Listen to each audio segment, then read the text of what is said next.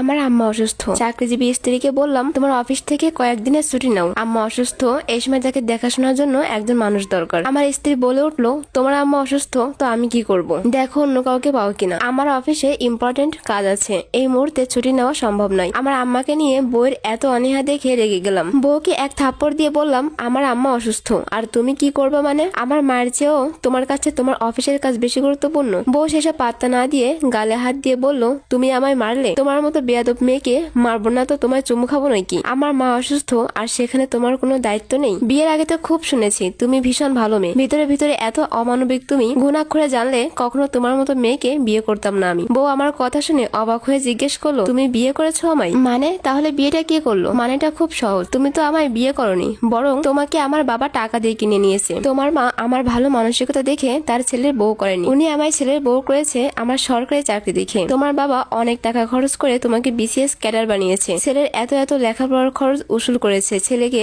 বিয়ে দিয়ে কনের বাবার থেকে। মনে পড়ে বিয়ের দিন বাবা চড়া যৌতুকের 2 লক্ষ টাকা জোগাড় করতে পারেনি বলে তোমরা ভরা সমাজে বিয়ের আসর ছেড়ে উঠে আসছিলে। একটিবার আমাদের সম্মানের কথা ভাবনি, বাধ্য হয়ে বাবা নিজের শেষ ভিটামাটির দলিল বন্ধক রেখে তোমাদের টাকা উসুল করে নিজের সম্মান বাঁচিয়েছে। তোমরা বউকে চাকরি করিয়ে মোটা অঙ্কের বেতনও খাবে, আবার তাকে দিয়ে সংসার চালিয়ে নিবে, পরিবার সহ শ্বশুর শাশুড়ি দেখাশোনা সেবা যত্ন করাবে। একটা মেয়ে কত দিক সামলাবে বলতে পারো? আমাকে তো এসব সংসার দেখাশোনার জন্য তোমার ঘরে আনোনি, আর 5টা মেয়ের মতো সাধারণ কোনো বউ আনেনি তোমার মা। বিয়ে করছো চাকরি দেখে, আমি চাকরির টাকা দিচ্ছি তোমাদের, সেটাই খাও। আমি রোবট না, সারাদিন অফিস করে এসে আমি এসব আদিক্ষেতা করতে পারবো না। তোমরা আমাকে আমার বাবাকে বিয়ের সময় এতটুকু ছাড় দাও নেই, আবার বলছো আমি অমানবিক। বইয়ের কথাই কেঁপে উঠলাম আমি, ওর কথাই প্রত্যুত্তর করার মতো বাক্য খুঁজে পেলাম না। এসব মিথ্যে নয়, আমি বাবা মায়ের একমাত্র বাধ্যগত ছেলে। বিসিএস ক্যাডার হওয়ার পর বেছে বেছে বাবা দরদাম করে চড়া যৌতুক নিয়ে ছেলের বিয়ে দিয়েছে। 10 লক্ষ টাকা, মোটর সাইকেল,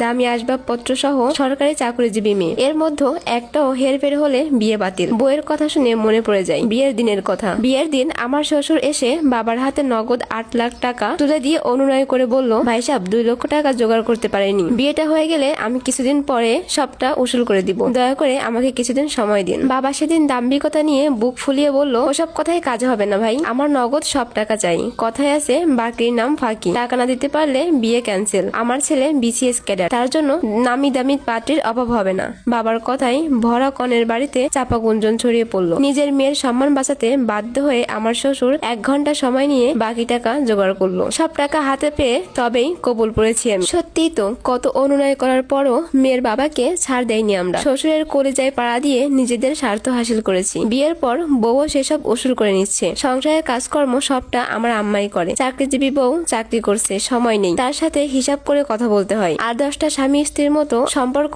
আমাদের মধ্যে নেই। এক বিছানায় থেকেও দূরত্ব আকাশ সমান। চড়া লেনাদেনার বাজারে দরদাম করে বিয়ে করার ফলস্বরূপ মানসিক শান্তি নেই আমার সংসারে। আজ টাকার পিছনে ছুটে টাকা পেয়েছি, পাইনি একে অপরের প্রতি যত্নশীলতা, সহমর্মিতা, ভালোবাসা। এরই মধ্যে বউ রেডি হয়ে নিজের অফিসে চলে গেল। চাপা কষ্ট নিয়ে আমি কেবল তার যাওয়ার দিকে তাকিয়ে রইলাম। তাকে বাধা দেওয়ার মুখ আমার নেই। আর যদি টাকা না খুঁজে